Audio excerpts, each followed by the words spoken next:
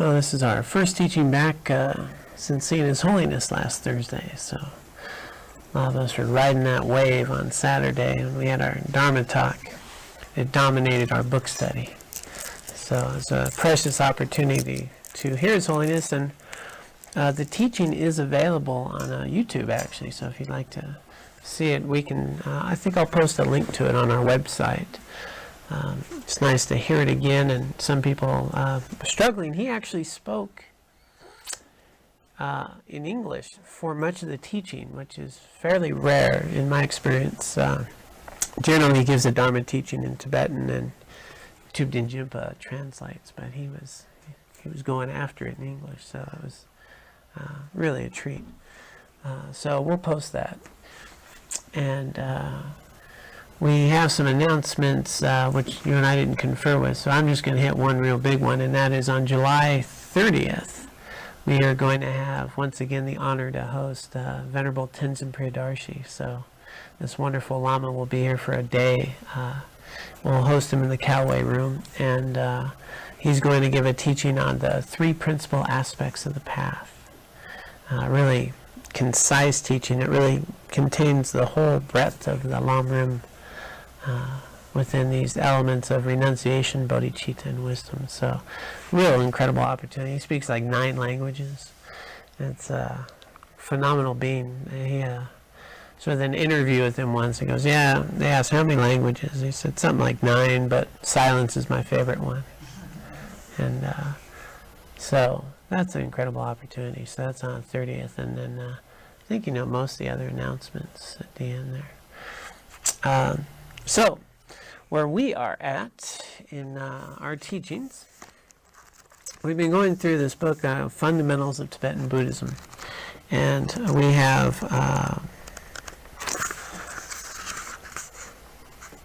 kind of covered the Four Noble Truths, the basic pieces and aspects of that, this idea of Mahayana, the Great Compassion, and we're entering into really the source of all suffering.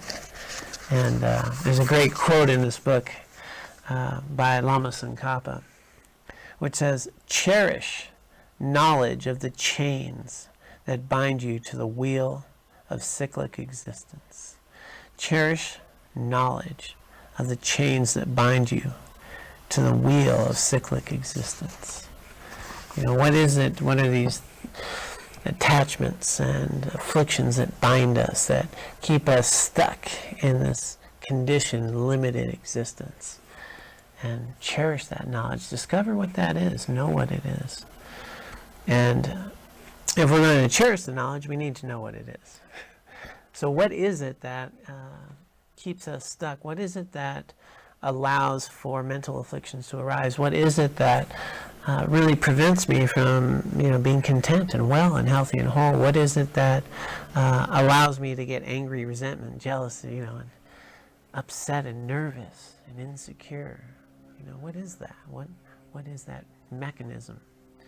And it's beautifully symbolized in Tibetan Buddhism. They have this incredible depiction called the Wheel of Life. And it's this beautiful wheel with Yama, the Lord of Death, clutching this wheel in his hands, and symbolizing the impermanent nature of these things that we're trapped in. And so here we enter often what we call the Wheel of Life, this cycle, the cyclic existence of rebirth and life and death and rebirth, and it can be presented on many different levels, symbolically, literally, and but at the core, some very basic, fundamental mechanisms that we can understand. If we understand them on any of these levels, we hold the potential to really limit the ability for mental afflictions to arise. So I like to keep things really practical. And so we're going to go right at the hub. The little mechanism right at the hub is what we call these sort of 3 root poisons. So in there they have the depiction of a pig and a little rooster and a snake. And the pig has the tail of the rooster and the snake in its mouth. Symbolizing at the root of these 3 poisons, these the mechanism that drives our conditioned existence is ignorance. The pig represents ignorance, misperception, misunderstanding. And that's just a key point, because if we can look at this in terms of just misperception, fundamental thesis in Buddhism is pretty straightforward, and it's testable, and I like testable things. Venerable Robina Corton, she always says, take it as a working hypothesis, try it out, and see what happens. There's nothing here that says this is the way it is. It says, well, here's our experience, try it out, see what you think. You get to be the empirical investigator. One time Buddha was coming to a place to give teachings in India, and people of town came and they met him before he entered, and they said, well, you're here, you're so-and-so, and we know you're coming to give these teachings. And they said, many people come here and give us teachings, and they say, this is the path, this is the right path. And they said, no, how do we know that your path is the right path? And he says, that's not my job, that's your job. You're the one who gets to discover whether it's the right path. You, no one else. You have to discover this. So we think of this as a working hypothesis. The basic fundamental premise is that all of my mental afflictions, in order for mental afflictions to arise, and by mental afflictions, we're really talking about anything that takes us out of our inner peace and balance and well-being. In order for that to arise, I need to misperceive what's happening. It's dependent upon misperceptions, dependent upon not seeing things accurately, thinking things are true that aren't true, thinking things are real that aren't real. Fundamentally. So whenever anger, resentment, jealousy, any of those arise, as we experience this, we'll know that I'm fundamentally misperceiving what's happening. So that's the basic ground from here. Out of misperception, we have the snake and the little rooster. And so it's presented a couple different ways. I like to think of it as ignorance, which breeds attachment and aversion. So out of misperception, there's things that feel good. I like this. I get really attached to these things. And there's things I don't like. That's aversion and things I want to avoid. Typically it's presented as like anger and hatred, or in greed and desire, greed and desire. So out of misperception, the pig, comes these sensations, and out of these sensations, we really like certain things and we dislike other things. There's a sort of agitated, angry state, aversion. We have this desirous, attached state. And based on my experience of this is likable, this is enjoyable, and this is not, I start doing things. I want the things that feel good, right? Who wouldn't? You're a little baby, you're crawling around, and we're shoving stuff in our mouth, right? And kids, they just, anything, right? It's there. And every now and then that face goes, whoa, we don't like that. And other times, yeah, I really like this. And then if we scream and cry, we get what we want, and we scream and cry, we don't have to get the other things. And then we go through our life having these experiences of things, and there's things I like and things I don't like. And the fundamental misperception is that those things, objects, events, are the cause of my feeling good or not feeling good. And because of this misperception of that, I create a lot of karma. These karma are these imprints, and these imprints are what limit us in this wheel of conditioned existence. And based on the karma that I've created, it becomes the lens through which I experience things, events, people, phenomena, myself, and my predispositions, these volitions, these imprints that I have. And I'm creating them all the time. I'm creating them all the time. I'm creating them with every thought, everything I do, whatever arises. The word karma is translated as sort of action. So any action of body, speech, and mind, any movement of the mind, technically. So movement of the mind. As my mind moves, as there's thought, there's karma, there's creation of seeds, of imprints. And so, if I'm not careful, I don't know what seeds I'm putting out there. And if I don't know what causes suffering, I don't know if I'm fertilizing those seeds. If I don't know what's truly creating clarity and pleasurable experience, I don't know. So here, the direction is cherish the knowledge. Cherish the knowledge of the chains that bind us here. And so then it goes into kind of understanding this mechanism. And then within that mechanism, what is it that creates the seeds of suffering, and what is it that creates seeds of liberation, knowledge, of wisdom, or even just pleasure? So if we work with this little driving engine, the little hub here, let's just start there, which says, out of ignorance, I think that, and we all do this. Those of you, sometimes I feel like I have to apologize because there's some analogies I just use a lot, and you've heard it a million times. But we think that the people, places, events, food that we eat is where I'm getting my pleasure, right? And today I had a scone. I won't say which place because we want to play fair with all this. Scone, rhubarb, and I was a young man, so was it delicious? And I know you guys who know me know, where was the delicious? And it's not in the scone, is it? Right? But we would think it's just common. Scone is delicious. You should have some. You should try those. These are great scones. And so that's kind of the problem. We see this world outside as this objective experience. And I have a direct experience with something, and I think that's fundamentally real in the way it is. This scone I ate was delicious. Everyone should have scones. They're delicious. And when we look more deeply, right, some people don't like scones. It's weird, I know, hard to imagine. Some people don't like rhubarb. Harder still to imagine. So if somebody else doesn't have a delicious experience, I do have a delicious experience. Where's the delicious, right?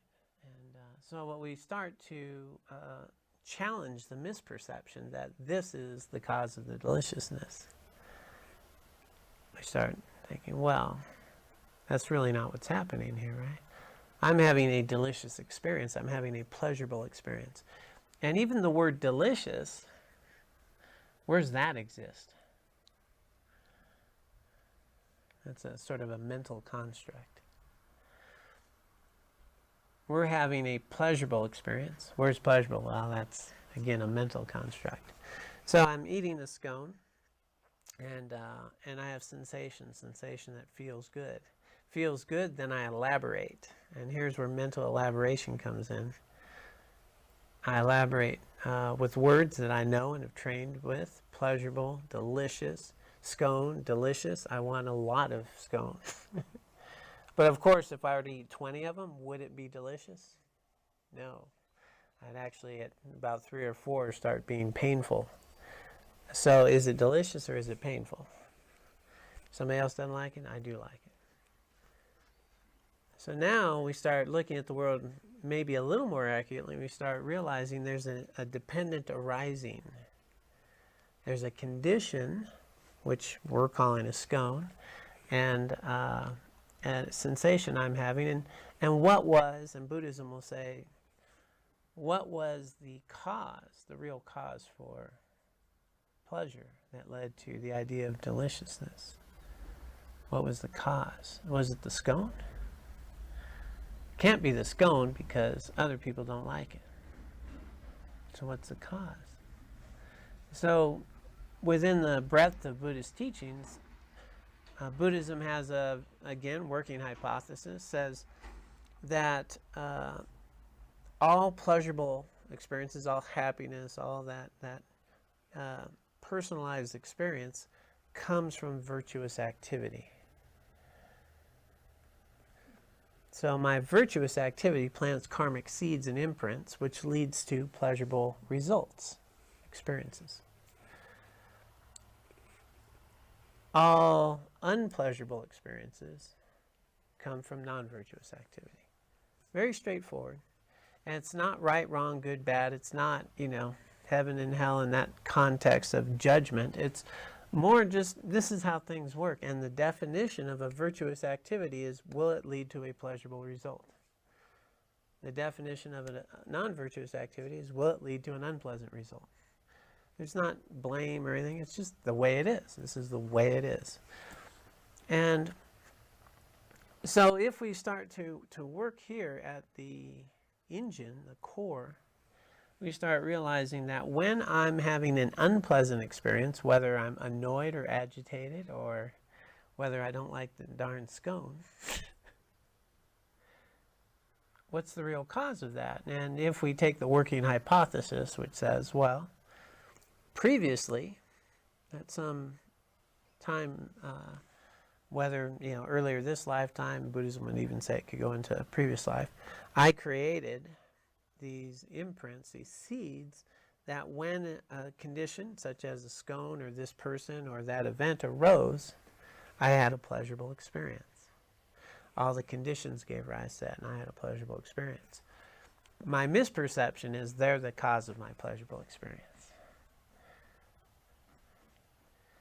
And it's just incredibly seductive to think that way.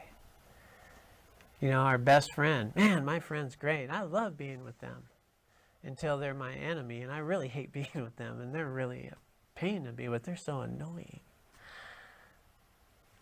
But they used to be wonderful, but they changed,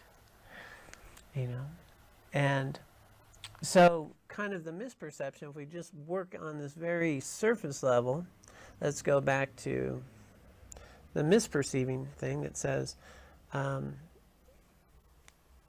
the events, the people, and the phenomenon are the source of my discomfort, or they're the source of my joy.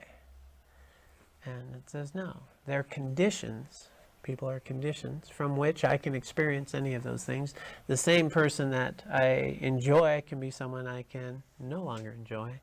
The food that I eat on one day, I may not enjoy the other. If I don't feel well, that same pleasurable scone doesn't taste so good when I have an upset stomach. That there's a dependent arising, dependent upon many things, many factors. And there's not an objective outside world that is fixed that causes my happiness and suffering. And essentially, the world is this subjective experience that we're having, based on how I feel today, based on how I was raised, based on the imprints that I've created, based on the culture I'm within. And then I see and experience everything through a very first-person experience, me. But I think that you all experience the world the same way I do. And I think that what happens and how those things are is where I get my joy and where I get my suffering.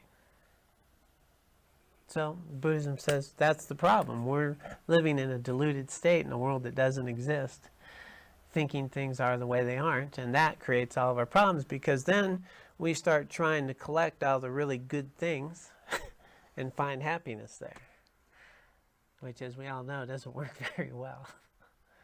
Doesn't work very well. And rather than cultivating the seeds that lead to pleasurable experience. So if I start to notice then, as he said, cherishing what binds me, and what binds me to the wheel are the chains of delusion, misperception, attachment, and aversion. And it limits my ability to really experience any freedom, any fearlessness, any liberation, any clarity. So going back to sort of hub, if we start to understand, where we can understand, and then what can we test, and how do we know something? Well, we can start with testing, some of the things that we just discussed. Is our friend the cause of our joy? And has that same friend also been the cause of pain, suffering, annoyance? And are they always a particular way, or does the event have something to do with my attitude about it? If I change my attitude about this event, does the event and my experience of it change? We can test that, right? We had that as a homework assignment. Change our attitude, see what happens. And if I were to see all of you just changing my attitude as though everyone I meet is a dear friend, would that change how I see everybody? Would that change my experience of people?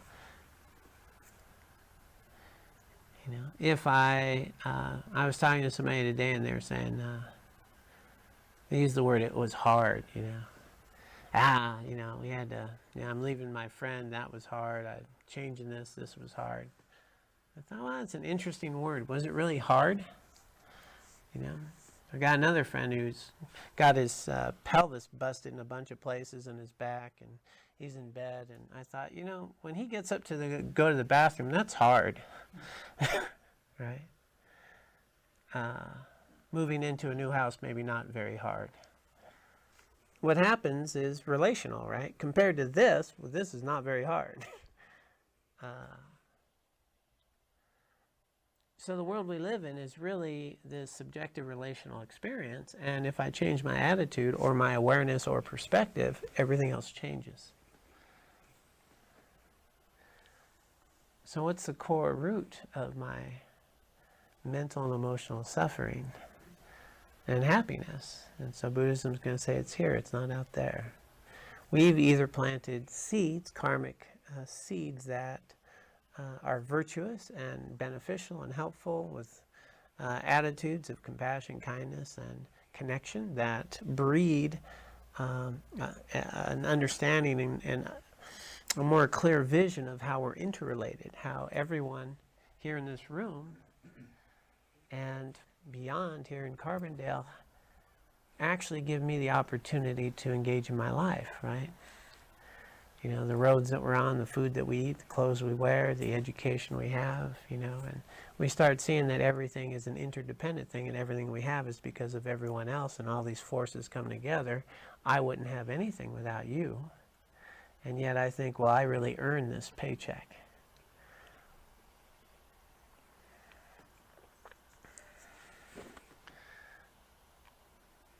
I earned it. But I earned it in relation to a bunch of other people. And not to mention the people who labored to make the paper that the paycheck's on, or the ink that went in the printer, or who made the printer. And anyway, you can see how that goes on. It's this whole list of experiences that we have. And if we start to live more accurately, we'll have less suffering. So let's start there, right?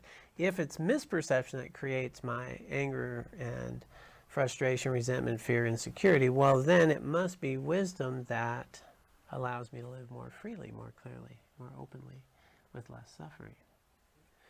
So if I start seeing, instead of John in an objective world out there, where if I can just line all of you up and you do what I would like, I'd be happy. Maybe I can start realizing, well, I'm a part of this universe with a lot of moving parts and countless forces I have no control over.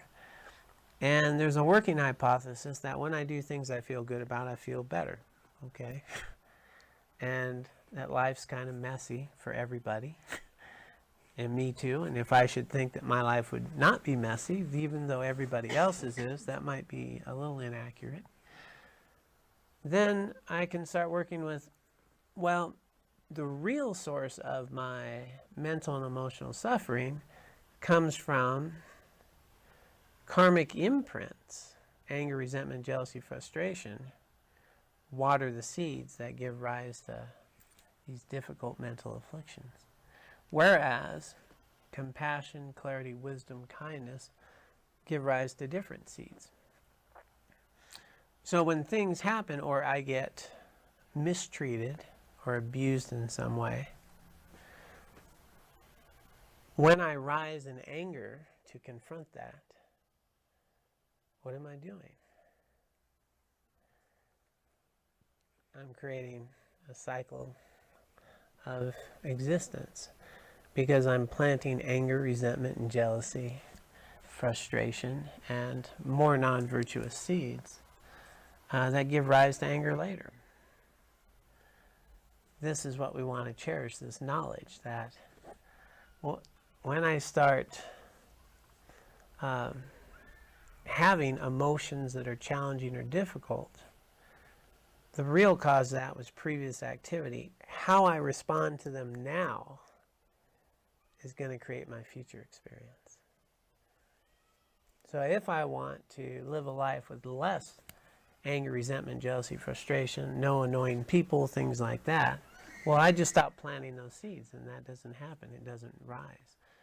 Can't. If there's no seed, there can't be any tree, right? So in the beautiful, they always have great analogies, old lamas and stuff. And they'll just say, hey, no cause, no result. Karma, no cause, no result. If there's no cause, you can't have result. Very clear.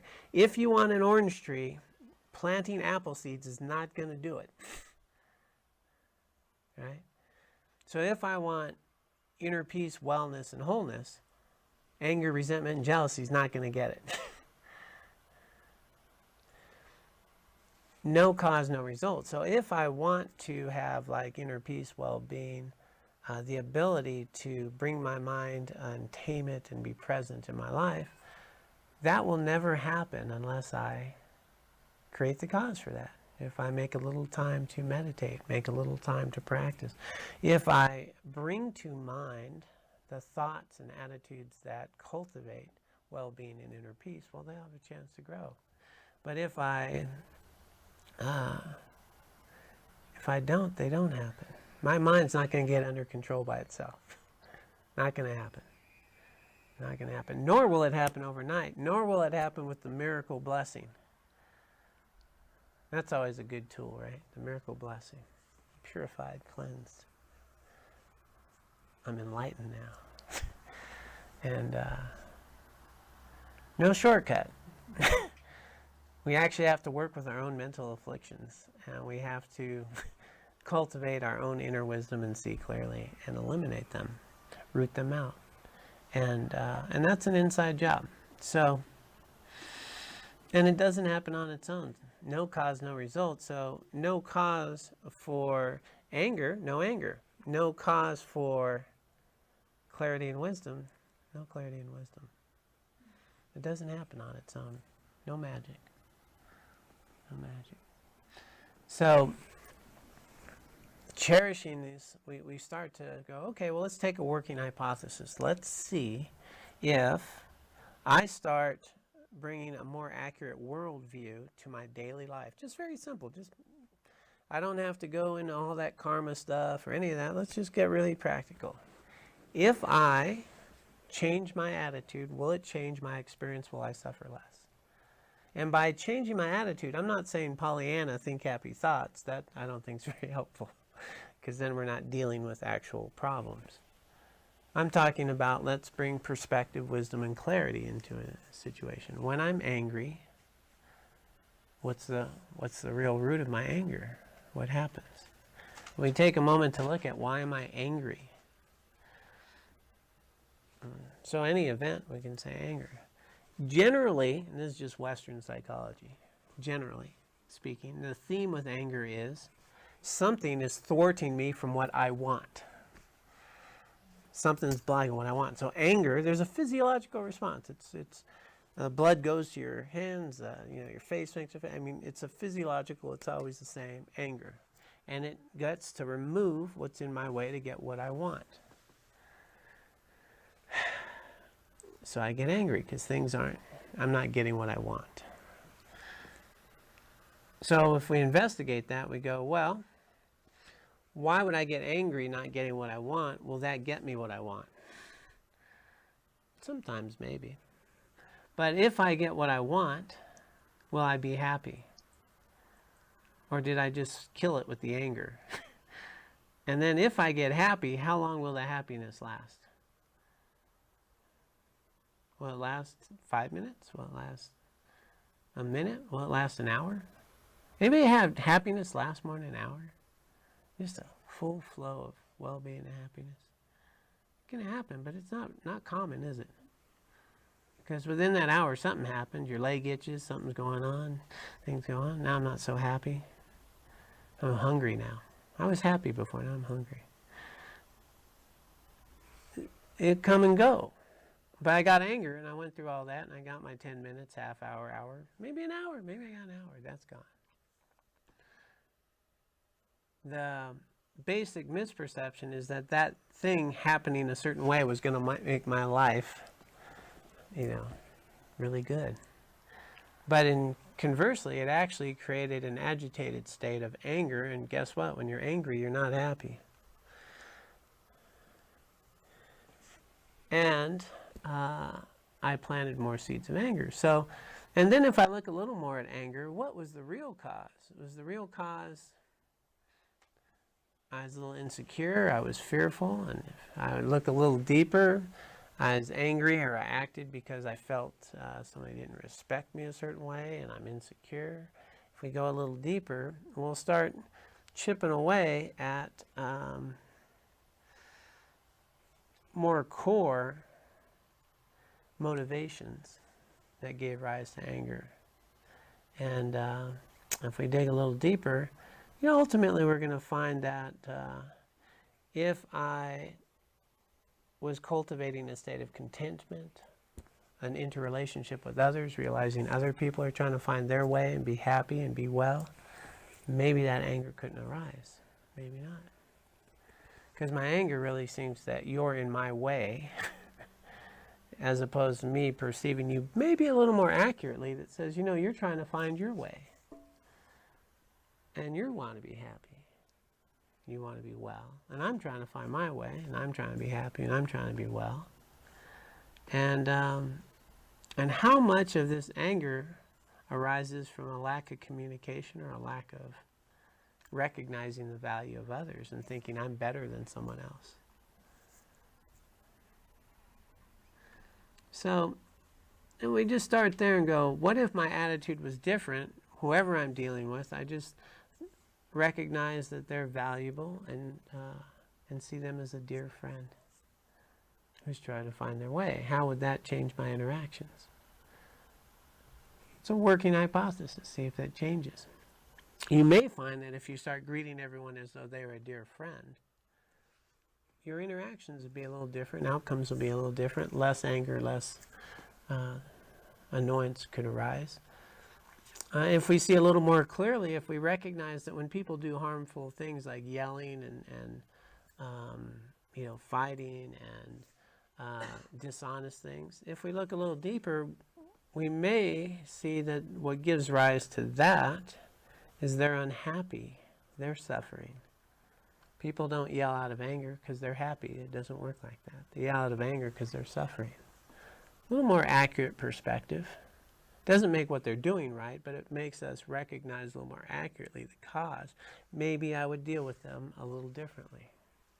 Maybe I would deal with their behavior without thinking that they're a horrible human being, or just somebody who's suffering doesn't know how to be a little better right now. Or maybe I can even call to mind that, I've done that stuff myself. I've yelled at people, I've cut people off in traffic, I've hurt people, I've done all these things. And I'm just trying to find my way. So you see where we're going here is that if we look at a fundamental cause of suffering as misperception, if we can find some ways to see things more accurately, will there be less suffering? Because that's kind of the key. The key is that what really cuts through all of the mental and emotional suffering is wisdom, seeing things accurate, recognizing our true nature and the nature of phenomenon. So that goes to a very deep level, in which we recognize that people, places, things, events are empty They're empty of the qualities I'm projecting upon them, like the deliciousness and the joy and all that. Joy is not in things, it's in us, right? Joy is not in that thing. And as we get this sort of intellectually, that's not very useful. I mean, I think a lot of people, we can intellectually get the idea that, okay, life's kind of subjective, and if I change my attitude, I might feel a little better. And, you know, my mental and emotional suffering doesn't come from my neighbor, it comes from me. I can kind of get that. We'll go out and try to live that way. And pretty quickly, we may find, boy, they're annoying. Boy, if that was different. Nah, you know, this soup's just not the way I wanted it. And boy, I had this plan for the day, and look at how that idiot, how they're doing that. Oh my God. And they're ruining my, you know. And look at that idiot driving.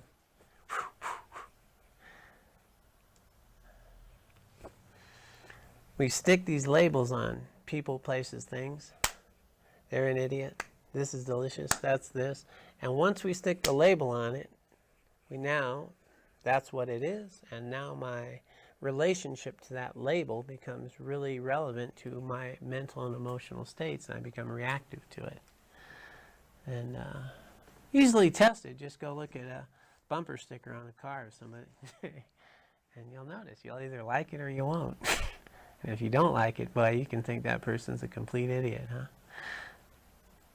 Who would put that bumper sticker on their car? They're voting for who? And mentally, I can project a whole character assassination on someone based on a bumper sticker on their car, and believe it to be true. So we kind of walk around in this world that doesn't exist, labeling things, and then reacting to the labels, and thinking people are, you know, like we know people, like that's the way they are, you know, that's the way they are. Do people change? Yes. Do we change? Yes. Do people change every day? Yes. Do we say that person will never change? Absolutely.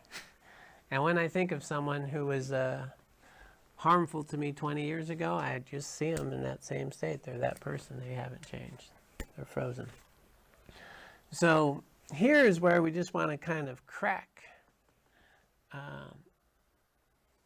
that little engine in the hub of the wheel of misperception, attachment, and aversion. Out of misperception, there's people I like, there's food I like, there's situations I like, and I want that, and I'm going to act out if it doesn't happen.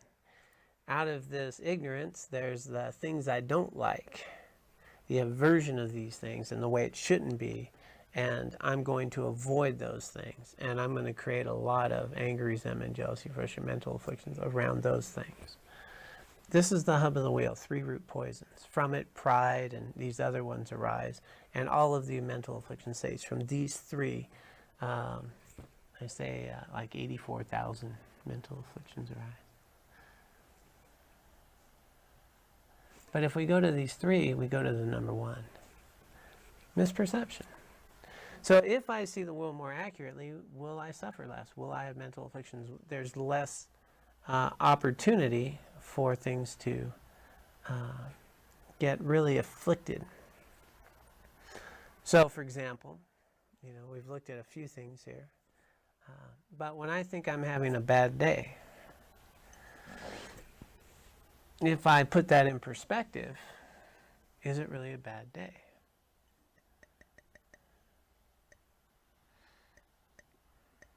Is there such a thing as a bad day?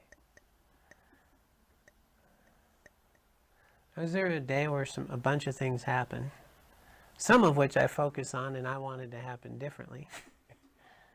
And somewhere in that bad day, do I think that my life should be free of challenges and upsets and disappointments, even though other people have it? So maybe from a perspective, maybe there's just days. And there's a lot of things that happen in a day. And some things went the way I had hoped and some things didn't. And what makes it good or bad?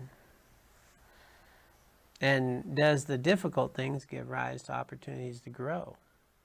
Could it be a good thing? if I start changing my attitude about it and perspective and bringing more clarity, will it change my experience of the day? Can you not have a bad day in your life?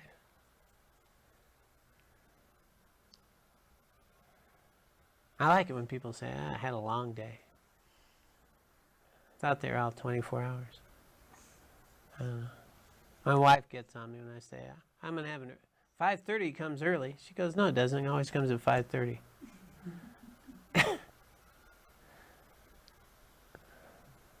She's right. So, just this key point, and I really want to harp there. His Holiness spoke quite a bit on the sort of empty nature of phenomenon and the way we create this suffering. Because it's a very basic tool, as we get this, right? Is that what makes the suffering is how I label it and how I relate to and react to what's happening. It's not the event itself. It's me wanting the event to be different than it is. And me wanting it to be different than it is won't make it different than it is. Me doing something about it, I might change it, but not at that moment. So that's a delusional state.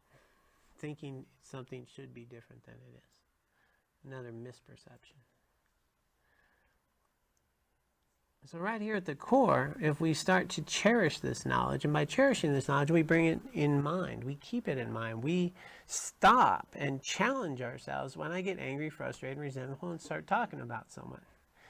Because the moment I start doing that, I'm tying myself up to the wheel of samsara.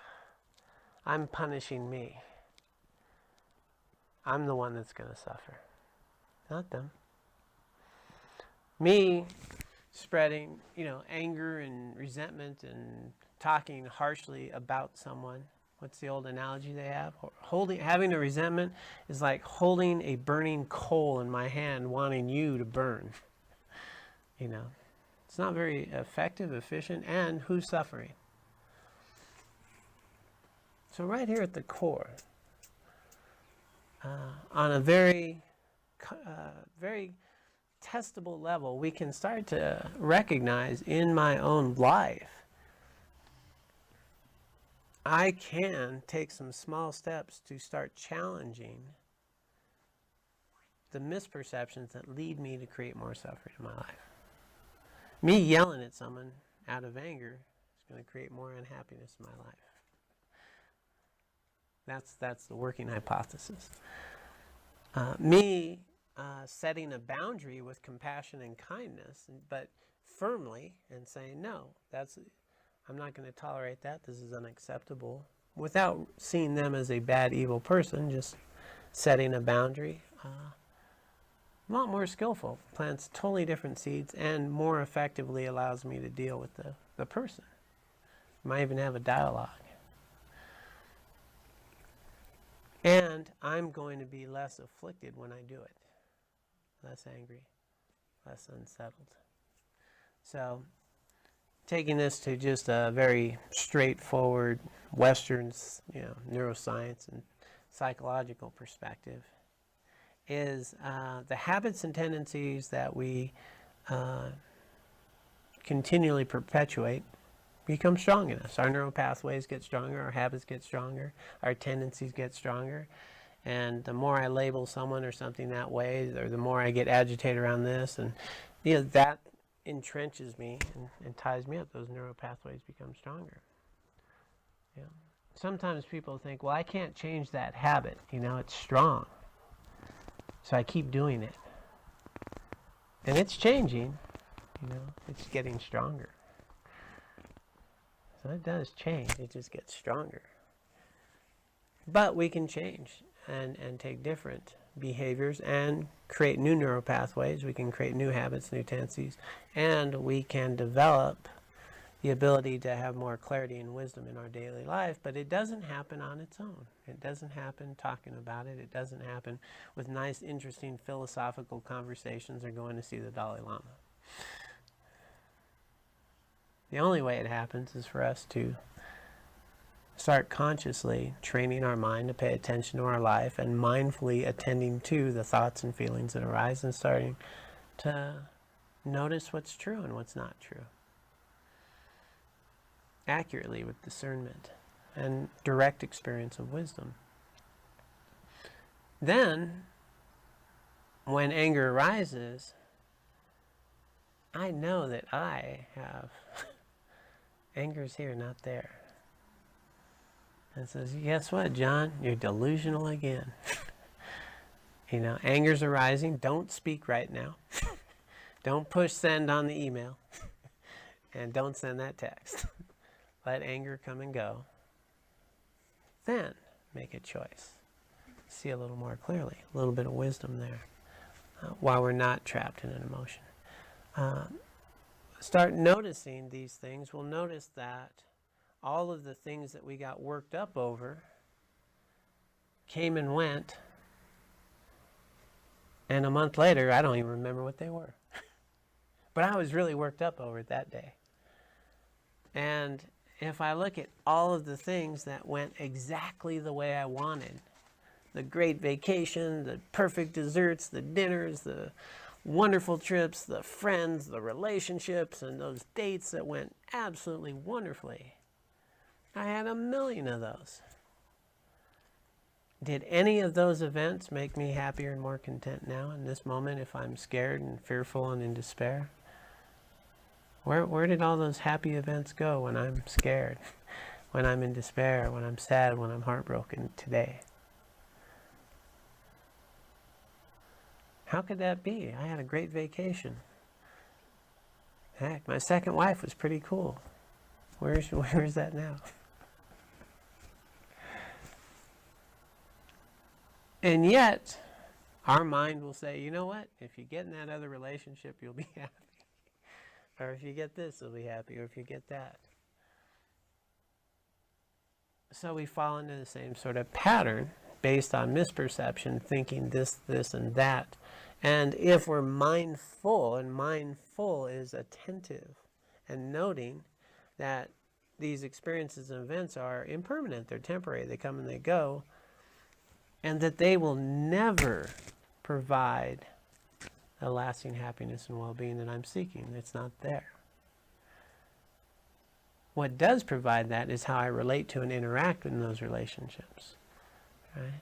So when I'm in a relationship and I'm showing up in ways that are healthy and meaningful and caring and compassionate, that plants these other seeds that fill this sense of well-being and resiliency and a sense of worthiness and value, and ultimately create the foundation from which, as Tenzin Palmo would say, this healthy sense of self. And when I have that healthier sense of self, there's no need for you to look at me a particular way. There's no pride that needs to arise or need neurosis that wants people to see me in a certain way or things to happen in a particular way, because I know I'm worthy and valuable just like you are. And then humility becomes a byproduct. It's really easy to be humble when you feel good about yourself. You don't need to impress anybody. When you're insecure, you need to impress people. Pride, ego, anger, resentment, jealousy. So where's it really coming from? I don't feel very good about myself. I'm insecure and I'm scared and worried my needs won't get met. Anger, resentment, jealousy, frustration. Contentment, well-being, guess what doesn't arise? I don't start needing to judge everybody else. I don't need to start having you see me in a particular way. And I also start to bring some clarity and perspective as we cultivate contentment instead of desire. That sometimes, a little glass of water can be just as delicious as my favorite expensive exotic, whatever it is, that kombucha or whatever somebody's drinking. It's amazing what we'll pay $5 for. And it'll be very temporary, and maybe just as a glass of water might work. But we label that stuff and we pay a lot of money for that stuff to have that experience. when a nice glass of water on a hot day can be just as pleasurable. So that brings us back to, see where we're at. If we get right back to this core engine, there's this process that happens. When I have an experience, a sensation, it's pleasurable, not pleasurable. Well, I start elaborating on those processes, and then I start labeling them, and then I start assessing value to them. And then out of those labels and values, then I'll create a lot of karmic weight and energy around them, and emotional energy and attachment and aversion to them. But if you distill it down to just the sensation of pleasure and not pleasurable, before I label this water, or before I label that other drink, whatever that other drink is, the sensation of feeling good without all the elaboration might be very similar. It won't cost $100. Because there's not all the mental elaborations. That's kind of the problem, is the mental elaborations, the constructs, the labeling that we put on these events, rather than just enjoy them and know that the pleasurable will be temporary. It's a sensation. It will come and go.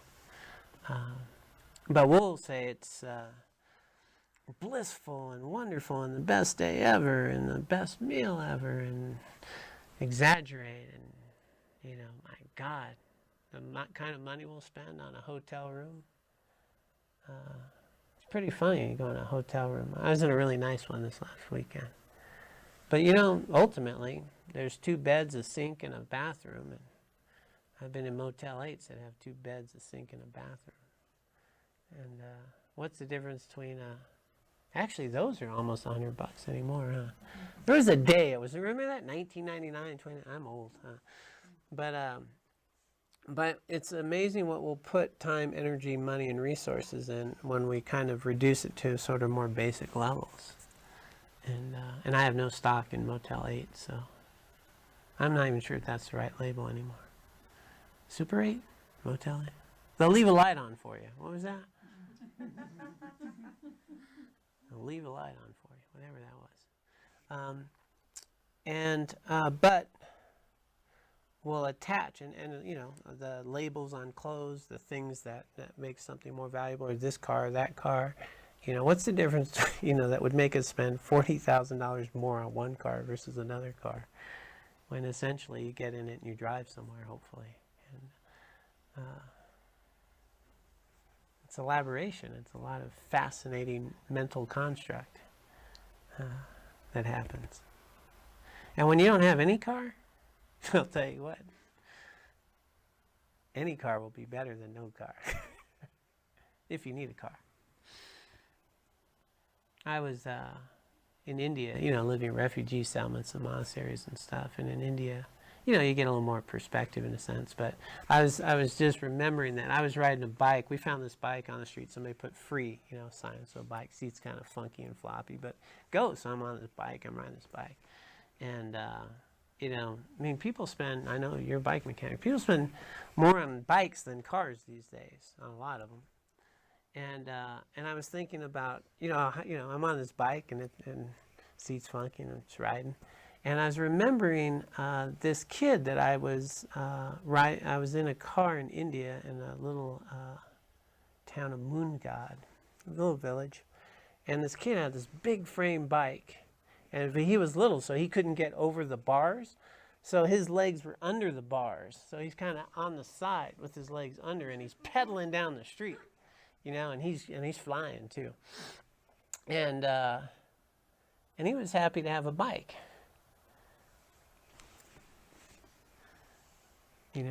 And I think about how we have to be just set with the bike set just so, and our thing has to be just like this, and that has to fit your. And they measure you, and here's a kid, in India, who's sliding his little thing there, and he's cruising around on a bike. He's got a bike. But we can be really dissatisfied because my bike doesn't fit me right, versus if I had a bike. So perspective, clarity, and wisdom might just shift my whole experience of any bike I'm on, or car that I'm in, or person I'm with. but not Pollyanna, not happy thoughts, clarity and wisdom that says, I might notice that my suffering is really all really in my mind. And if I shifted my attitude about this a little more accurately, my whole experience of this might be quite a bit more pleasurable. And I might be watering the seeds that give rise to more pleasurable experiences. At least I know I won't be watering the seeds of dissatisfaction. You know, that's the thing about desire, which is fascinating, is the moment we cultivate a desire, you just became dissatisfied. Yeah. Somebody's telling you about their cool vacation. Matter of fact, so Dalai Lama, right? We got Dalai Lama's holiness. Great, His Holiness. And some of my friends, so he met with the students of my teacher, Geshe Gelsen, so a lot of that group was there. And so the next day he went and visited with them. They're longtime students of His Holiness, so a small group got to meet with him. And there's a picture of them. So people who had just been with His Holiness, totally excited to be with His Holiness, in a room of 10,000, suddenly you show them a picture of him with a few people. You know what happens? Oh, I wish I could have been there. Right? Now I'm missing something. I'm lost. Instead of a joy that says, how cool they got to be there. And how cool I got to. I was really happy a minute ago until you showed me that darn picture. Now I can see, wow, they got to go. I didn't get to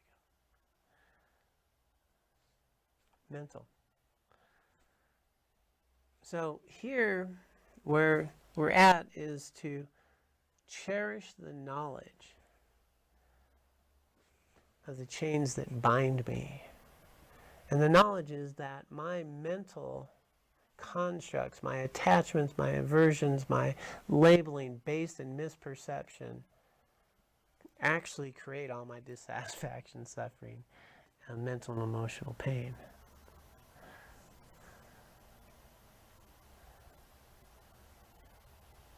And if we cherish it, we'll bring it to light, and we'll use that to shed wisdom and clarity on how I'm seeing these events with a broader perspective, a brighter light. And again, to see clearly, not to paint a picture that's not there.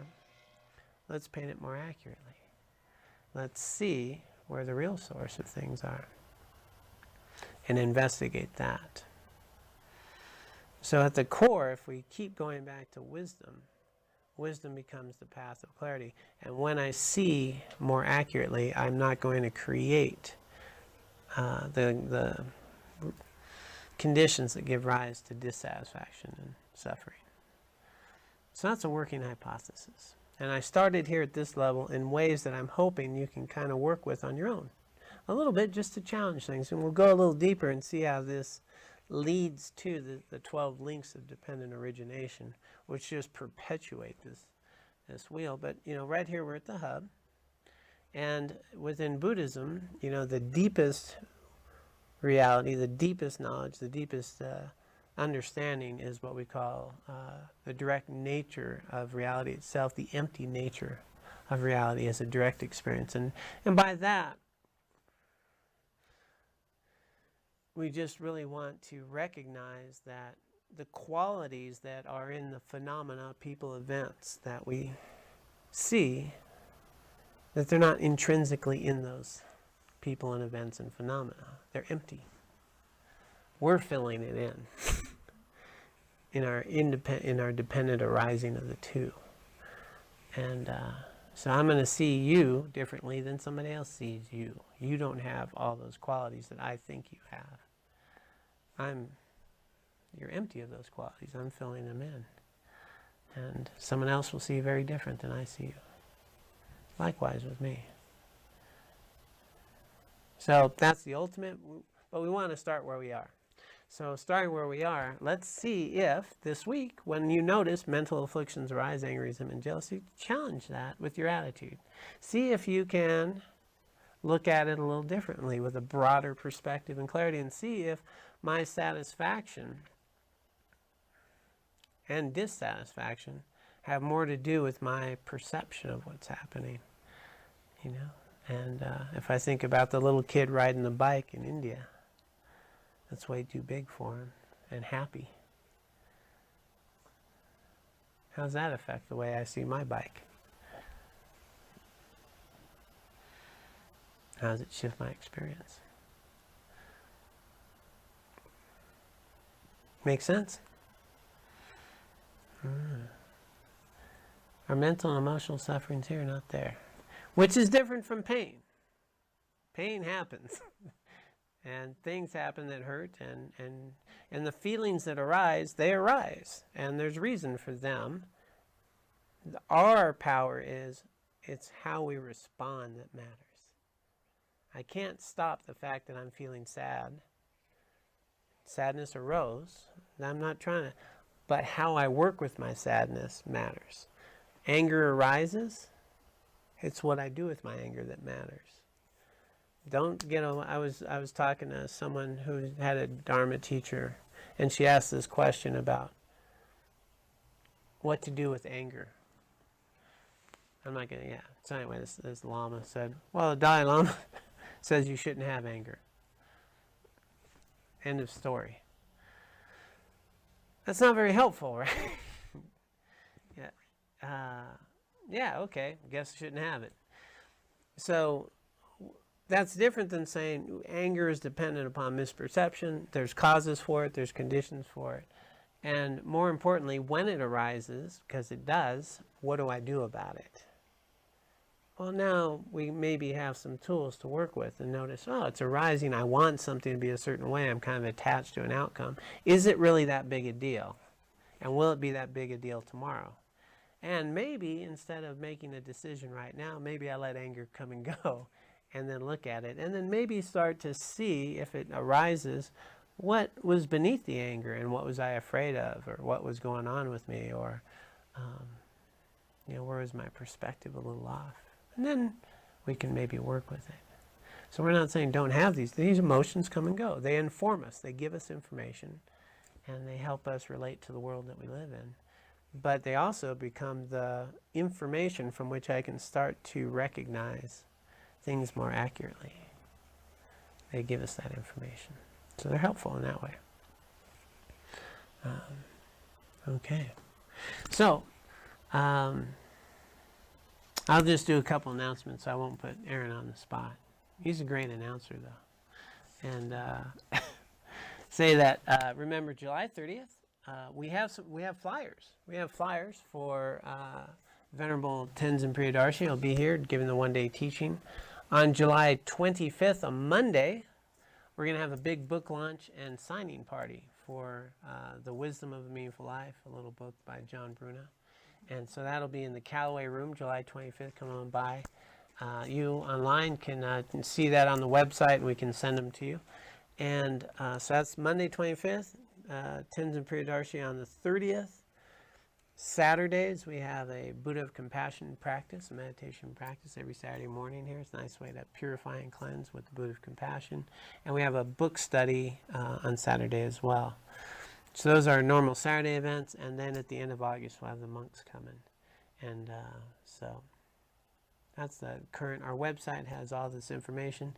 And if you'd like to be part of our Dharma community and join becoming a sponsor, you can see Shannon. She's just waving her hand right there. Aaron. And we can see if you want to make an offering. Dharma is always offered freely, but the merit of making offerings creates the conditions for it to happen. So you can do that if you like. All right. So we'll do a little dedication, and then we'll bring our attitudes to clarity throughout the week.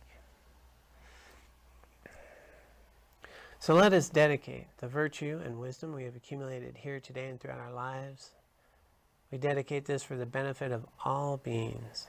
May all beings be free of suffering and find lasting happiness. And may we be able to utilize both the virtue and wisdom we've accumulated now and throughout our lives to purify our own minds, to help us cultivate the seeds of compassion and kindness, the wisdom to recognize our true nature, and the ability to achieve enlightenment for the benefit of all beings.